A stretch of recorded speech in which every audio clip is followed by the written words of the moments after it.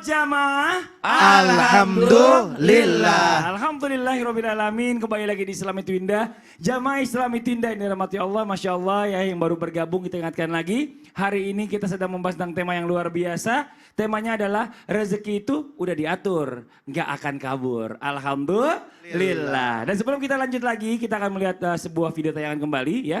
Tentang viral di mana seorang tunawicara menikah dengan tunarungu. Ini dia tayangannya. Ditukar.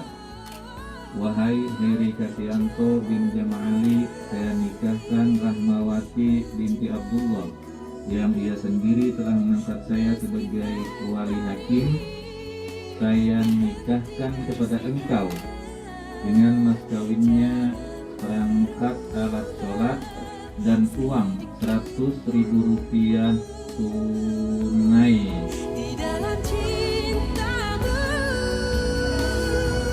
Saya terima nikahnya Rahmawati binti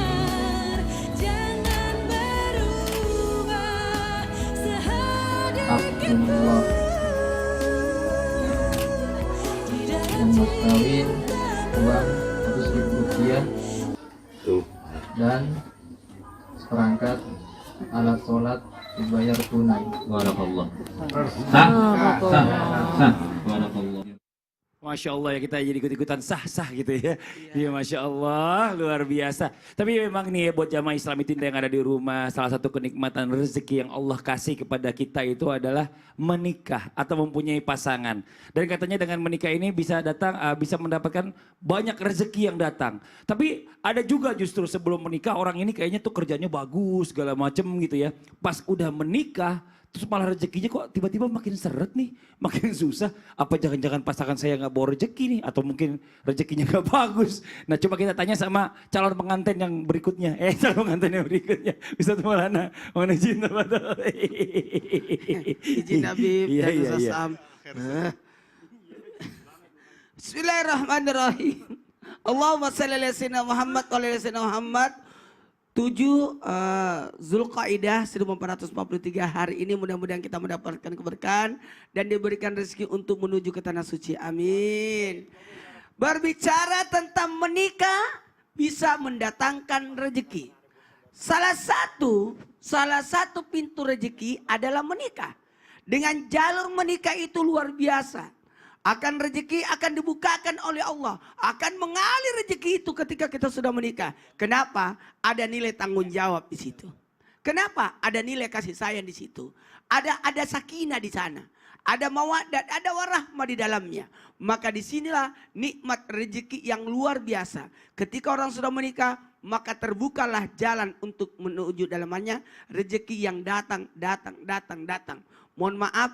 Lalu pertanyaan Mas Parli bagus juga ya, menarik. Kok setelah nikah, kok rezekinya seret ya? Lihat dulu niat menikahnya apa. Dia menikah sosok wanita untuk apa? Dia menikah dengan laki-laki ini buat apa? Oh karena melihat memandang hartanya, tunggu Anda miskin. Jadi jangan menikah karena melihat memandang hartanya. Karena Anda pasti akan terhindar dengan itu. Karena niatnya salah. Maka perbaiki niat dalam menikah. Sekali lagi, perbaiki niatnya dalam menikah. Maka menikahlah dengan niat untuk menjaga kesucian. Mengangkat kemuliaan. Menjaga muru'ah. Lalu gini, menikah karena ibadah. Menikah karena Allah sebab Allah untuk Allah. Sehingga Allah bukakan jalan yang luar biasa. Allah membantu 3 jenis manusia. Manusia yang mau menjaga dirinya kehormatannya. Manusia yang menghindarkan dirinya dari kehinahan. Manusia yang senantiasa menolong agama Allah. 3 jenis manusia inilah yang senantiasa dibantu. Salah satunya adalah jenis manusia yang dalam hal ini menjaga kesuciannya. Kemudian apa lagi? Kemungkinan besar Mas Fadli, mohon maaf ya, ada yang seperti ini. Kenapa rezekinya seret setelah menikah? Karena tidak ada qanaah di dalamnya. Tidak ada rasa syukur di dalamnya. Karena manusia itu biar dikasih 2 gunung emas, dia akan cari lagi gunung emas berikutnya. Karena tidak ada rasa cukup. Maka ketika orang menikah harusnya ada apa? Ada saling menutupi, ada saling mengingatkan. Maka jadikanlah Apa sih Iya, Ustadz? saya Iya. tahu ya. Iya, iya. Kenapa aku ambil contoh itu? Iya, iya. Jangan contoh gunung pagi-pagi. Enggak, gunung emas. Oh, gunung Memang emas, iya, yang benar. disimbolkan Rasulullah waktu di hadis adalah gunung emas Iya, iya. kan? Gunung Uhud. Ya, jadi qanaah dan rasa syukur. Tapi ingat, ketika orang sudah menikah ada nilai tanggung jawab di dalamnya. Maka cepat keluar dari rumah, jangan tinggal di rumah mertua apalagi orang tua supaya bisa mandiri karena ada Masya tanggung Allah. jawab dan tawakal di dalamnya. Woi, jadi kapan rencananya mau dapat gunung emas lagi? Masya Allah. Apa ya? Apa ya? Bisa aja katanya. Ayo kita lanjut lagi nih. Masya Allah jamaah Islam itu yang dirahmati Allah ya. Bicara masalah tentang rezeki ini memang diidam-idamkan semua orang. Pasti nggak mungkin enggak. Tapi nggak hanya sekedar yang namanya kesehatan, kekayaan, ngumpul sama orang terdekat, punya pasangan. Tapi ada katanya nih rezeki yang orang lain ini sulit dapatkan. Mungkin bukan cuma orang lain. Bahkan bisa diri kita sendiri juga nggak bisa mendapatkan itu. Kita minta penjelasan sama guru kita Habib Usman. Tafadhol Habib. Ya, khair Mas Fadli, Ustaz Maulana, Ustaz Syam. Bismillahirrahmanirrahim. Allahumma salli ala sayyidina Muhammad wa ala ali sayyidina Muhammad. Banyak di mana ketika ada sisa, ada sesuatu rezeki yang sulit untuk dicari, didapatkan. Apa sih yang rezeki yang sulit dicari? Banyak orang duitnya triliunan, tapi nggak punya anak laki-laki. Ataupun nggak punya anak perempuan, akhirnya nggak punya anak. Banyak juga di antara kita yang dimana udah kerja dari pagi sampai sore, dia mencari rezeki tapi nggak dapat rezekinya. Makanya oleh karena itu, banyak di antara kita nih orang yang berdoa meminta kepada Allah, tapi Allah belum kasih. Bagaimana cara meminta kepada Allah dengan sebaik-baiknya? Allah itu adalah Tuhan kita. Kita makhluk, kita hambanya Allah. Meminta kepada Allah dengan sebaik-baiknya. Sulit bagi kita, mudah bagi Allah. Karena apa? Allah yang maha kaya.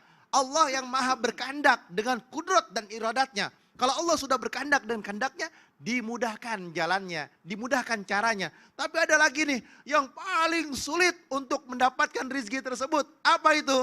Rizki yakni sholatnya khusyuk. Yang gampang dulu aja. Ya kan? Banyak di antara kita yang sholatnya nggak khusyuk. Allahu Akbar. Ya kan? Handphone mana nih handphone? Baru Allahu Akbar handphone mana? Ya kan? Nah ternyata handphonenya ketinggalan di kamar mandi. Nah ada di antara kita tuh kayak gitu. Betul gak Mas Fadli? Iya, saya pernah ngalamin juga. Habib pernah ngalamin, Bib? Enggak pernah. Oh, Masya Allah luar biasa. Nah intinya adalah sholat khusyuk susah. Untuk mendekatkan diri kepada Allah susah. Qad aflahal mu'minun alladzina hum fi salatihim khashi'un. Beruntunglah mereka orang yang beriman yang sholatnya itu khusyuk, menghadap kepada Allah, bermunajat kepada Allah, meminta kepada Allah. Khusyuk sholatnya, mereka beruntung.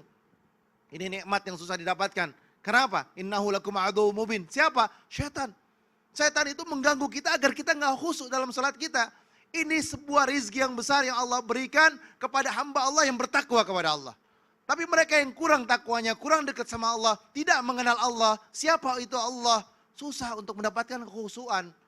Orang yang khusyuk dijelaskan dalam Al-Quran. Allah Subhanahu wa taala berfirman, "Wasta'inu bisabri wassalah wa innaha lakabiratun illa al-khashiin." Alladzina yazunnuna annahum mulaq rabbihim wa annahum ilaihi raji'un.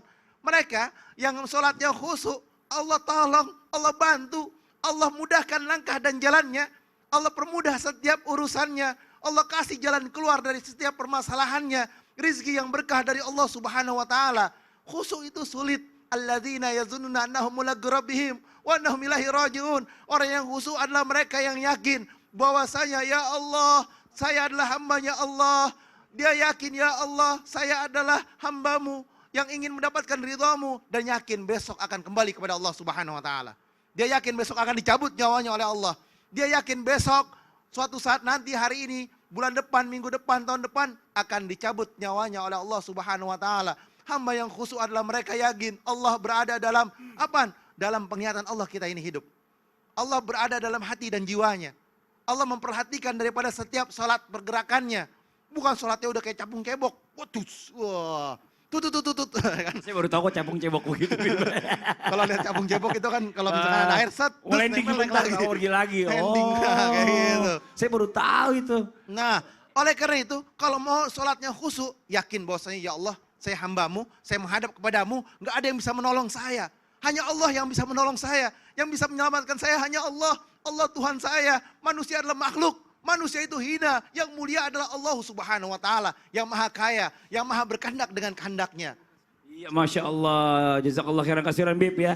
Jadi Masya Allah ini baca Maya, jadi kita nggak usah khawatir yang namanya rezeki. Memang kekhusyuan ini sulit banget kita dapatkan dalam sholat. Dan beruntunglah buat orang-orang yang bisa khusyuk dalam sholatnya. Nah sekarang kita akan membacakan pertanyaan yang masuk yang ada di sosial media Islam itu Indah. Kalau gitu langsung aja kita masuk ke segmen Tanya Dong Ustadz. Kami semua tanya dong Ustaz. Kita masuk ke pertanyaan dari Instagram. Dari gambar rezeki itu udah diatur nggak akan kabur ya. Oke kita buka. Bismillah. Oh ini oke dia ya. Dari Nur.Fatima98. Assalamualaikum Pak Ustadz. Rezeki sudah diatur oleh Allah setiap harinya. Kalau rezeki itu tiba-tiba cepat habis. Tanpa tahu arahnya kemana. Tiba-tiba habis gitu aja. Apakah